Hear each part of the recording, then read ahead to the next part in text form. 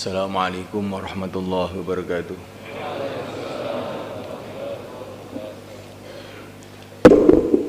Innal hamdalillah nasta'inuhu wa nastaghfiruhu wa nu'minu bihi wa natawakkalu 'alaihi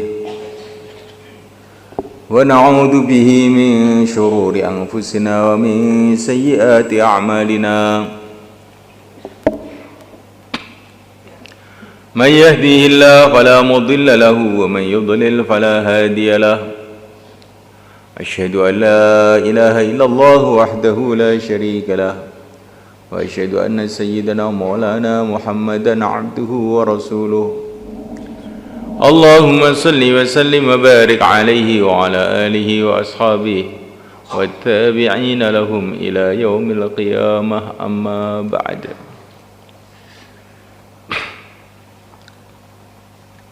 Hadirin dimuliakan, hari-hari ini adalah hari pertengahan Ramadan. Tanpa terasa hari ganti hari, tahu-tahu sudah tengah Ramadan. Nanti tanpa terasa tiba-tiba Ramadan pun habis. Tanpa terasa umur kita pun habis.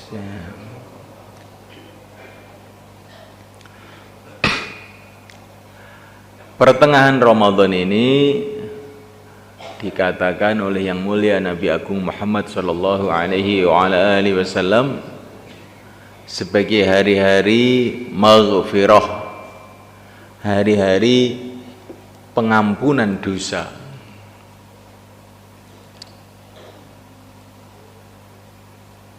Maknanya hari-hari ini adalah hari yang sangat cocok untuk kita bertaubat kepada Allah.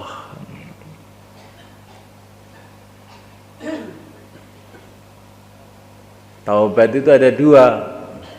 Taubat dari maksiat kepada taat.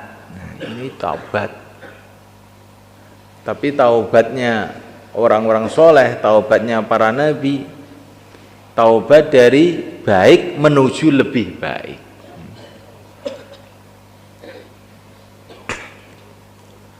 Maka seluruh orang beriman diperintahkan oleh Allah untuk bertaubat.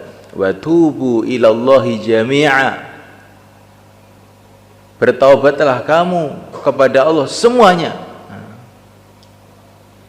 Ayyuhal mu'minun, hai orang-orang yang beriman.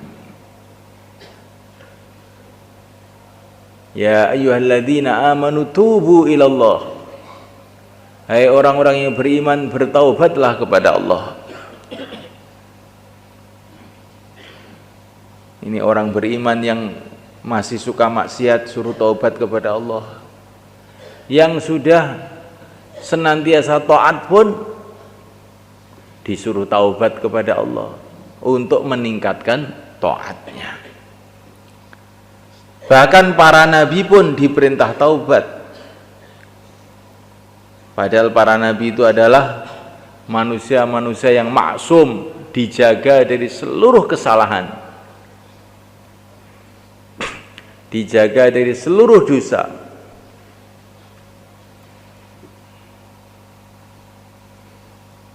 Mereka ini adalah manusia yang dibimbing langsung oleh wahyu Allah. Tapi mereka diperintah juga untuk taubat, maknanya untuk lebih meningkat lagi. Baginda Nabi kadang-kadang satu majelis beliau mengatakan astagfirullah, astagfirullah sampai 70 kali. Maka kita ini orang-orang yang lemah ini lebih-lebih lagi berkewajiban untuk bertaubat. Taubat yang pertama, taubat yang berkaitan dengan iman. Kita harus meluruskan keyakinan kita kepada Allah, bahwa yang berkuasa itu hanya Allah, yang menentukan segala-galanya hanya Allah. Sehingga kita ini berharap hanya kepada Allah, takut hanya kepada Allah. Allah melihat kita 24 jam siang dan malam, di mana saja. Mendengar kita 24 jam siang dan malam. Melihat seluruh makhluknya. Jadi kita ini duduk di sini, Allah melihat kita. Makhluk-makhluk yang lain yang di luar pun Allah SWT melihat mereka. Yang di puncak gunung, yang di dalam langit, yang di atas langit, yang di surga, yang di neraka, Allah Subhanahu wa taala melihat semuanya.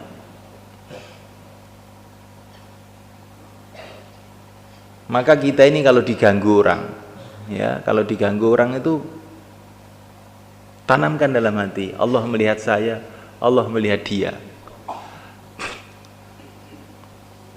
Gak usah marah, sibuklah tawajuh kepada Allah. Nanti orang yang ganggu kita ini nanti akan disingkirkan sendiri oleh Allah. Disingkirkan oleh Allah. Idza ishtaghala an-nasu bik fashtaghil billah, kata para ulama. Kalau manusia sibuk dengan kamu, sibuk mengganggu atau sibuk memuliakan, sebetulnya yang menggerakkan mereka adalah Allah, maka sibuklah kamu kepada Allah. Tapi kalau orang itu dihormati orang, kemudian sibuk dengan orang, bangga dengan orang, lupa kepada Allah, maka rusak imannya. Yang menggerakkan orang-orang untuk menghormati kamu itu Allah, untuk menguji kamu. Coba kamu tawajuh kepada orang apa tawajuh kepada Allah? Yang menggerakkan orang mengganggu kamu itu pun Allah. Allah menguji kamu. Kamu tawajuh kepada orang-orang ganggu itu apa tawajuh kepada Allah? Tanamkan dalam hati, Allah melihat kita. Allah yang memberikan penglihatan tentu maha melihat. Allah yang memberikan pendengaran tentu maha mendengar.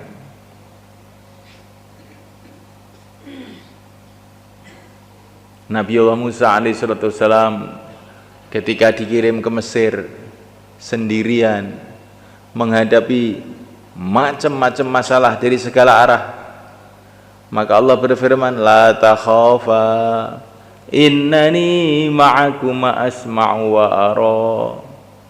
Beliau bersama Nabi Harun, 2 orang aja. Hai Musa, hai Harun, jangan kamu khawatir, aku mendengar kamu, melihat kamu, bersama kamu. Dikatakan oleh Al-Imam Asy'arani rahimahullah, selagi orang itu merasa Allah bersama saya, Allah melihat saya, Allah mendengar saya, Allah bersama saya, Allah melihat saya, Allah mendengar saya, Allah melihat seluruh makhluknya, Allah mendengar seluruh makhluknya.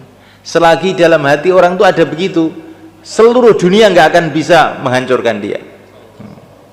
Ini bentengnya orang beriman itu begitu. Kapan orang-orang itu bisa nginjak-nginjak orang Islam? Ketika orang Islam dalam keadaan lalai, tidak merasa bersama Allah, tidak merasa dilihat oleh Allah, tidak merasa didengar oleh Allah, maka Allah datangkan setan, datangkan orang kafir, datangkan musuh-musuh Islam untuk nginjek-nginjek orang Islam. Maka kita ini harus taubat.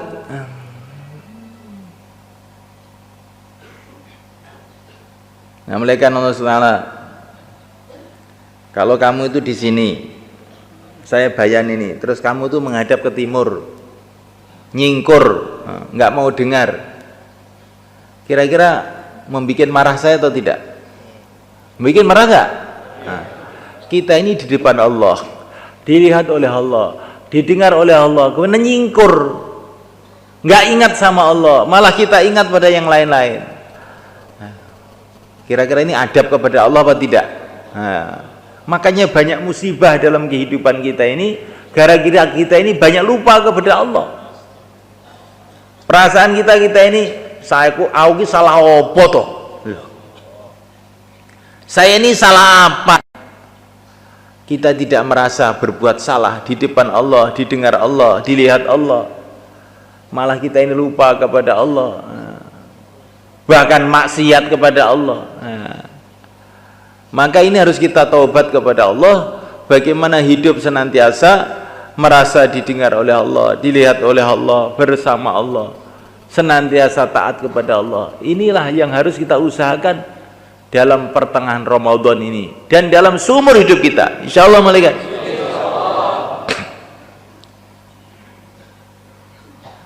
Kemudian malaikat Allah Ta'ala kita bertobat yang berkaitan dengan iman kepada baginda Nabi alaihissalam. Nah,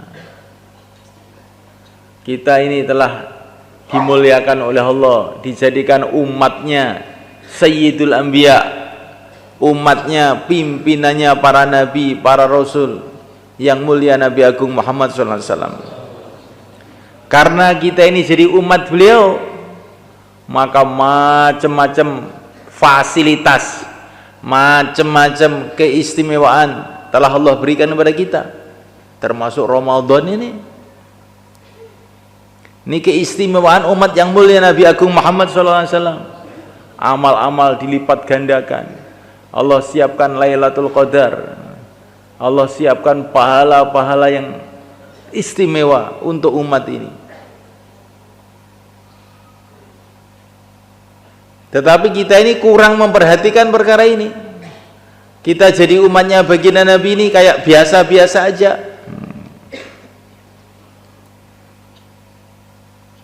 Kalau kita diangkat jadi umatnya pegawai negeri, setiap bulan dapat 5 juta, kita gembira, sembelih kambing, selamatan, karena jadi umatnya pegawai negeri. Jadi umatnya Astra, perusahaan mobil Jepang, gembira. Jadi umatnya apa lagi? Pokoknya itulah golongan-golongan yang menghasilkan keuntungan dunia, kita gembira. Lah kita ini oleh Allah telah dijadikan golongannya Sayyidul Anbiya, yang mulia Nabi Agung Muhammad SAW, yang dapat keberuntungan dunia akhirat lipat-lipat. Kita jadi umatnya Nabi ini beruntung dunia, beruntung akhirat. Bagaimana tidak? Dunia itu apa toh? Keberuntungan dunia itu apa? Kalau orang itu dapat pahala, itu beruntung dunia. Ya, dengan kita jadi umatnya baginda Nabi, pahala dilipat gandakan. Banyak orang bodoh mengira keberuntungan dunia kalau orang dapat rumah, kalau orang dapat sawah, kalau orang dapat jabatan presiden, itu keberuntungan dunia. Bukan. Presiden juga mau pensiun, sawah juga mau ditinggalkan. Keberuntungan dunia ini, kalau kamu di dunia dapat pahala, akhirnya untuk bekal di akhirat selama-lamanya, itulah keberuntungan dunia. Keberuntungan dunia ini kalau kita ini dapat pahala, itu keberuntungan. Yang lain itu bukan keberuntungan, itu malah nanti nyesek-nyeseki dada saja. Kita punya harta banyak, coba nanti kalau hartanya banyak, kalau kita mati apa enggak sedih? Semua harta ditinggalkan semua. Kita punya jabatan tinggi, apa enggak sedih nanti kalau pensiun itu? Kasihan itu.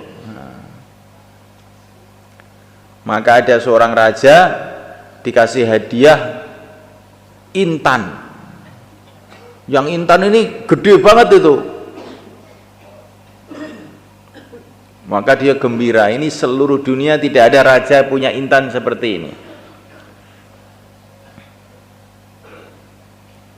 Tapi salah satu menterinya bilang, Tuan Raja, ini musibah. Lah musibah bagaimana?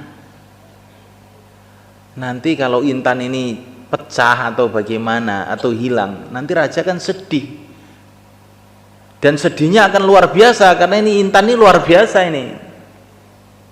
Alah, kamu ini nakut-nakuti orang aja, atau menteri.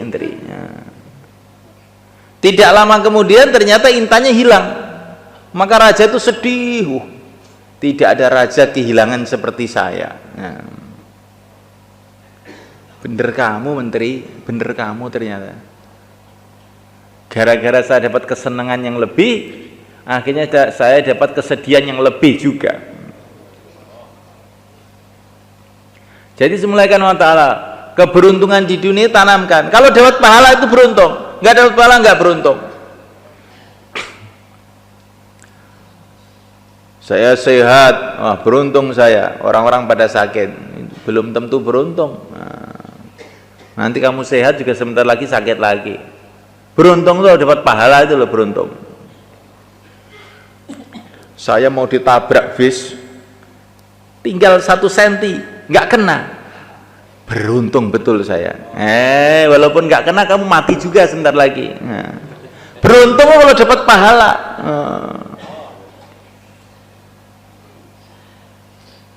Jadi semulaikan Allah Ta'ala, maka kita luruskan iman kita kepada Allah dan iman kita pada Rasul. Keberuntungan itu adalah pahala, dan tidak ada pahala kecuali dalam mengikuti jejak Rasulullah SAW. Kita hidupkan sunnah-sunnahnya, kita teruskan perjuangannya, kita senantiasa berselawat kepadanya. Itulah namanya tobat. Karena keteledoran kita menjadi umatnya yang mulia Nabi Agung Muhammad SAW. Ibaratnya orang dunia itu kita diangkat jadi presiden, kemudian nggak mau kerja, malah di warungnya Pak Bari aja tiap hari, minum kopi. Kamu itu sudah diangkat presiden kok di sini aja, nggak kerja di kantor, nggak ke istana. Males sih, sudah biasa begini ya Pak. Loh nanti kamu dipermasalahkan loh sama DPR, nanti dihukum kamu. Alah malas, enakan tuh duduk sini minum kopi enak. Akhirnya dipermasalahkan betul, masuk penjara. Lah kita ini diangkat oleh Allah lebih dari presiden. Jadi umatnya Rasulullah SAW itu lebih dari presiden. Presiden gajinya berapa? Sehari gajinya ada 1 triliun, paling 100 juta, 200 juta. Kalau nggak korupsi loh itu, tapi kalau korupsi nanti juga ada urusannya juga. Umatnya Rasulullah sebagi petang di jalan Allah lebih mahal dari dunia seisinya. Gajinya itu baru dakwahnya, belum sholatnya. 2 rakaat lebih mahal dari dunia seisinya. Sekali tasbih lebih mahal dari dunia seisinya. Lah kok malah deglek ngantuk yang warungnya Pak Pegon. Bagaimana itu? Njaluk dihukum wong kaya ngono kuwi. Jadi semulaikan Allah Ta'ala, dan kita bertobat semulaikan Allah Ta'ala yang berkaitan dengan iman kita kepada negeri akhirat. Seluruh nabi, seluruh rasul, khususnya yang mulia Nabi Agung Muhammad SAW, semua telah pesan, siang malam pesan kepada kita, setelah dunia ini akhirat, setelah dunia ini akhirat, setelah dunia ini akhirat, siap-siap akhirat, siap-siap akhirat. Tapi kita ini malah males. Ini namanya kan iman kita ini bagaimana ini? Yang dikirim oleh Allah untuk kita ini bukan sembarangan makhluk, makhluk yang terbaik, nabi yang termulia, untuk memberitahu setelah dunia ini akhirat. Tetapi kita ini malah dablek. Apa kita ini tidak salah begini ini? Kita perlu tobat kepada Allah SWT. Kita juga harus bertobat mengenai iman kita kepada Al-Quran. Allah telah turunkan kitab yang paling istimewa, yaitu Al-Quran, yang dijamin oleh Allah SWT tidak akan bisa dirubah-rubah manusia sampai kiamat. Allah bangkitkan juta-juta orang untuk ngapal Al-Quran. Ribuan ulama menafsirkan Al-Quran, mengkaji Al-Quran. Ada ulama yang bagian mengkaji fikihnya, seperti Al-Imam Syafi'i radhiyallahu ta'ala anhu, Al-Imam Abu Hanifah radhiyallahu ta'ala anhu, Al-Imam Malik radhiyallahu ta'ala anhu. Allah bangkitkan orang-orang itu untuk supaya kita tidak salah paham. Ada yang Allah bangkitkan ulama-ulama mengenai bacaan Al-Quran, qiraah sab'ah, qiraah 7, bagaimana baca Quran yang benar. Allah bangkitkan ulama-ulama yang kaji urusan pembersihan hatinya Al-Quran. Al-Imam Al-Ghazali, Al-Imam Al-Qushairi, Al-Imam Al-Junaid Al-Baghdadi. Allah bangkitkan orang-orang untuk membimbing umat ini, walaupun nabinya sudah ada, tapi masih bisa memahami Al-Quran dengan benar.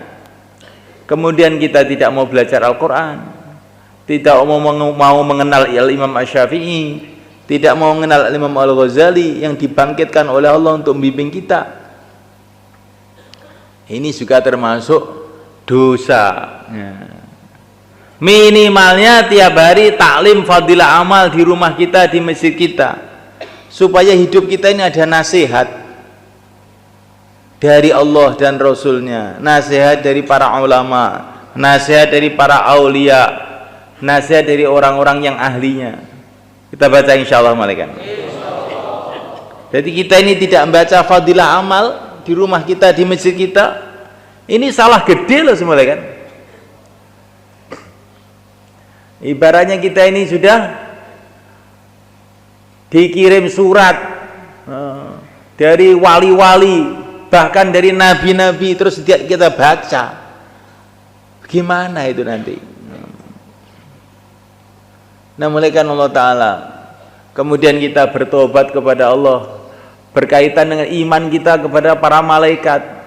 Kanan kiri kita ini penuh dengan malaikat, dengan macam-macam tugas. Diantaranya ada yang tugasnya mencatat amal kita, ada yang tugasnya itu menunggu waktu untuk nyabut nyawa kita. Malaikat Israel alaihissalam, di mana malaikat Israel ini berziarah ke rumah kita atau di mana saja kita berada, menemui kita tiap hari 5 kali. Ini dalam hadis diriwayatkan Imam Suyuti dalam Durul Mansur. Malaikat Israel itu berziarah kepada semua manusia itu, ngecek 1, 2 setiap hari 5 kali.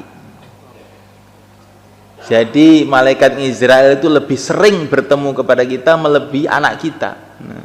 Anak kita kadang-kadang sehari paling ketemu 1 kali 2 kali, karena sekolah, karena mondok, kadang setahun baru ketemu sekali. Istri pun ketemu dengan beberapa kali. Kita ke sawah, kita ke ladang. Malaikat Israel itu paling sregep ketemu kita, tiap hari 5 kali. Maka nanti kalau beliau datang menyambut nyawa kita, kita mau berteriak, kok mendadak sekali nggak kasih tahu? Oh, saya tiap hari ke rumah kamu 5 kali. Dan di pengajian di Temboro juga sudah diceritakan, tapi kamu nggak mau mikir. Bukan mendadak ini saya didatang, tiap hari ke sini. Jadi semulaikan Allah Ta'ala, maka bagaimana kita pikirkan perkara ini. Dan kemudian semulaikan Ta'ala, kita bertaubat kepada Allah mengenai iman kita yang berkaitan dengan takdir. Segala sesuatu sudah ada takdirnya. Usaha, niat kita beribadah, apa yang akan terjadi, Allah SWT sudah tentukan.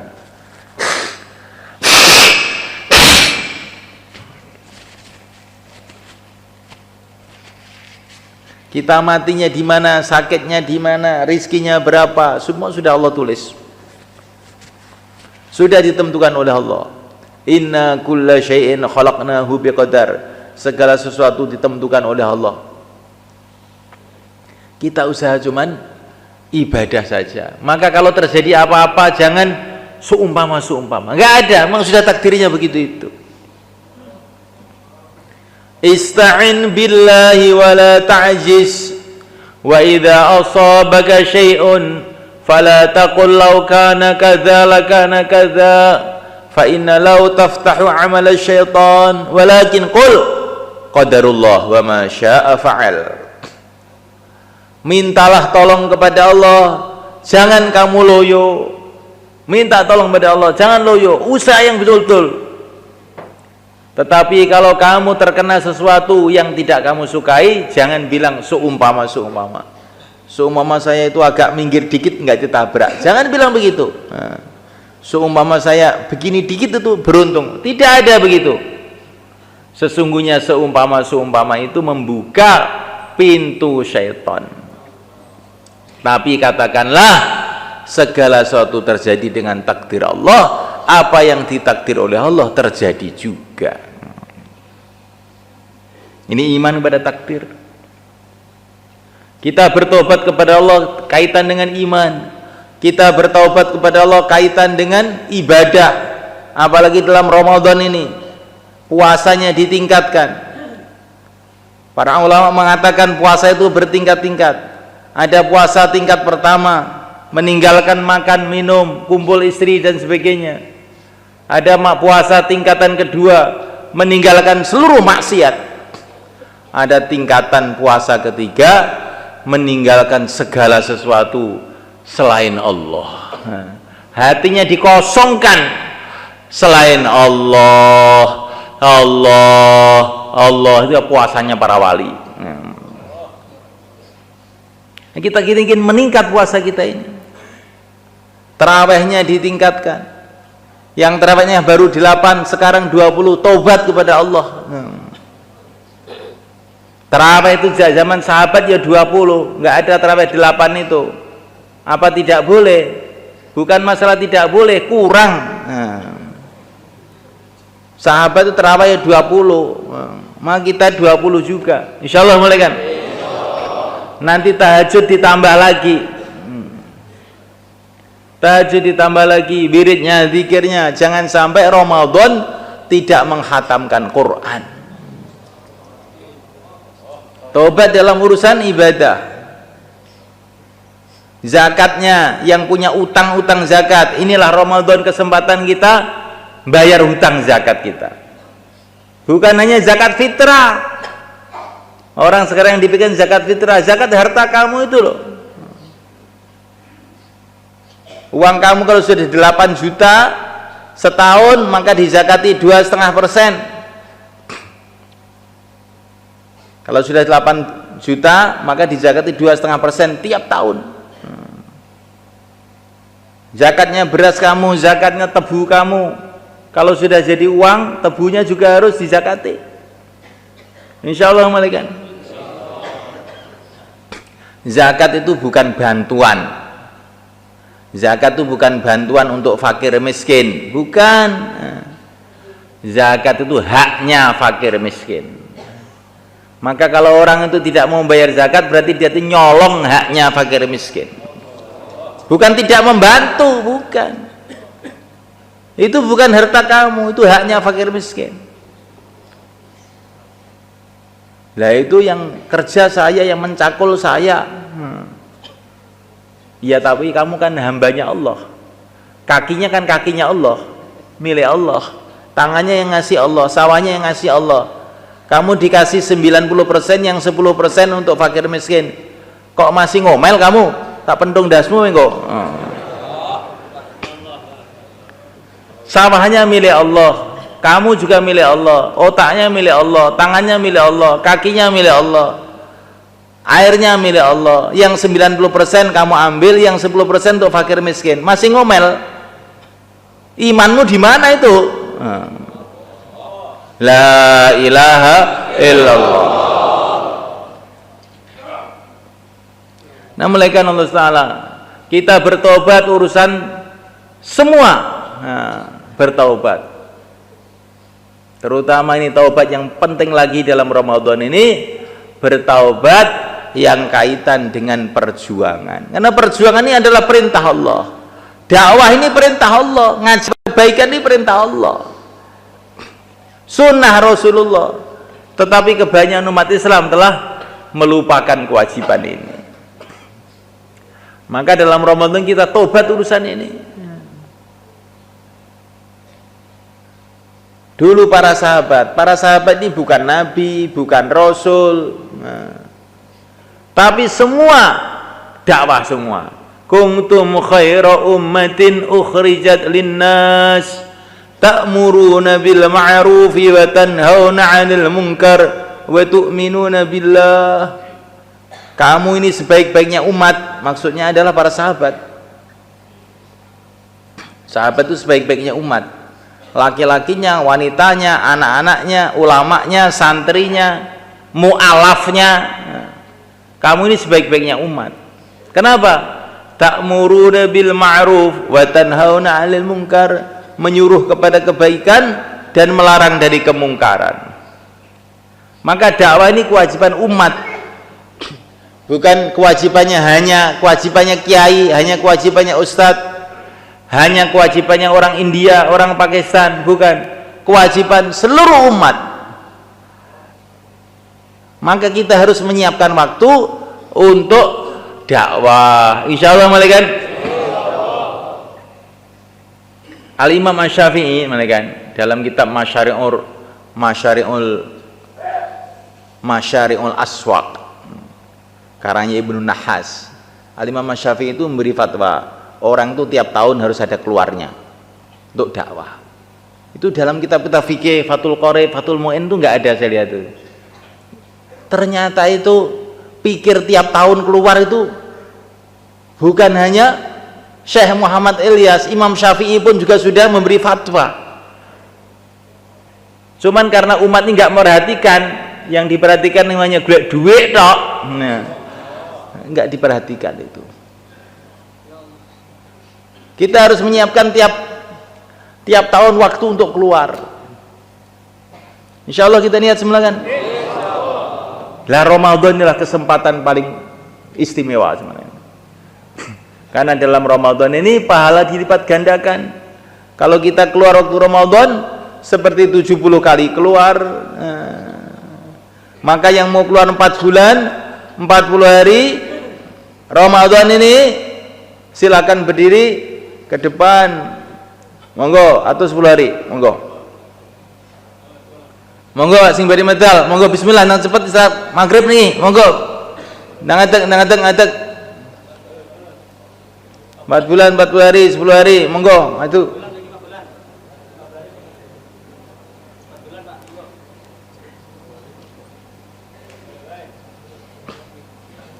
Lajeng ugi sing niat negeri jauh IPB ngalor mriki. Negeri jauh IPB ngalor mriki. Niki wektune sarentek niki, monggo. Niat IPB negeri jauh ngalor lor mimbar.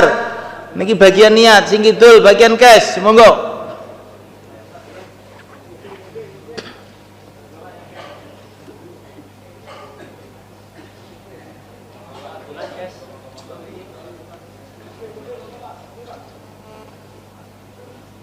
Mungkin 4 bulan Ramadan niki jenengan angsal 700.000 Ramadan, 700.000 Lailatul Qadar, 700.000 Idul Fitri. Malah nek 4 bulan mungkin sampean ketemu bodo besar ugi 70.000 bodo besar. Makanya paling cocok metu awite Ramadan 4 bulan ini paling cocok nih Pak. Monggo. 4 bulan 40 hari, monggo. Pak Abdul Manan nonton? Pak Abdul Manan belum. Insyaallah sedaya Bang nggih. Al-Fatihah. Allahumma shalli wa sallim ala sayyidina Muhammad wa ala ali sayyidina Muhammad wa radhiyallahu ta'ala an kulli ashabi rasul ajma'in. Ya Allah, ya Allah, ya Allah, ampuni kami ya Allah, ampuni kami ya Allah, ampuni umat Islam ya Allah. Satukan hati, satukan fikir, satukan langkah-langkah ya Allah, untuk kerjasama menghidupkan agamamu ya Allah, mengamalkan sunnah-sunnah nabimu ya Allah. Mudahkan kami semua ya Allah untuk ridhamu, mudahkan untuk ridhamu, bimbinglah kami untuk ridhamu ya Allah. Jadikanlah Ramadan yang mulia ini ya Allah pembuka kebaikan untuk diri kami, keluarga kami, dan umat Islam seluruh alam. Kemenangan buat diri kami, keluarga kami, umat Islam seluruh alam. Hidayah, barokah buat diri kami, keluarga kami, dan umat Islam seluruh alam. Jadikanlah Ramadan ini ya Allah pencuci segala dosa-dosa kami ya Allah, zahir batin ya Allah, dan pencuci dosanya umat Islam di seluruh alam ya Rabbal Alamin. Rabbana atina fid dunya hasanah wa fil akhirati hasanah wa qina adzabannar. Sallallahu alaihi wasallam wa baraka ala sayyidina Maulana Muhammad wa ala alihi washabihi ajmain. Alhamdulillahirabbil alamin. Sing taskil diterusaken, yang taskil teruskan, yang lain-lain doa ing firati persiapan buka teng kidul mriku. Monggo, subhanallah.